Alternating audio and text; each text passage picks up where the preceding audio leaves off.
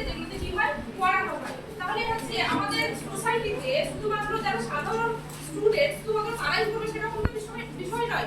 এরকম কিছু স্টুডেন্টস রয়েছে যাদের স্পেশাল নিডস রয়েছে, তাদেরকেও কি করতে হবে, আমাদের সমাজে যদি মূল স্রোতে ফিরিয়ে নিয়ে আসি তাহলে তাদেরও সঠিক শিক্ষার একটা কি করতে হবে, ব্যবস্থা করতে হবে। তাহলে এই ডিসএবিলিটিস গুলো কত ধরনের হয় আমরা এই স্লাইডটাতে দেখব। দেখো প্রথম ডিসএবিলিটিস রয়েছে কি ভিজুয়াল ইমপেয়ারমেন্ট, অর্থাৎ হচ্ছে যাদের দৃষ্টি প্রতিবন্ধকতা রয়েছে।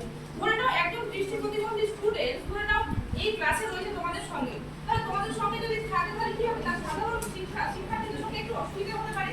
তাহলে কি তাদের জন্য আলাদা একটা শিক্ষা ব্যবস্থা করতে হবে। ওই জন্য হচ্ছে আমি এই প্রেজেন্টেশনটা রেডি করেছি যে বিভিন্ন ধরনের যে ডিসএবিলিটিস গুলো রয়েছে, ধরো ভিজুয়াল ইমপেয়ারমেন্ট বা হিয়ারিং ইমপেয়ারমেন্ট বা লোকোমোটর ইমপেয়ারমেন্ট বা মেন্টাল রিটার্ডেশন বা ধরো চিলড্রেন উইথ লার্নিং ডিসএবিলিটিস, এই যে বিভিন্ন ধরনের ডিসএবিলিটিস গুলো রয়েছে, তাহলে এদের জন্য আলাদা কিরকম ভাবে শিক্ষার ব্যবস্থা করলে তারা সমাজের মূল স্রোতে ফিরে আসতে পারবে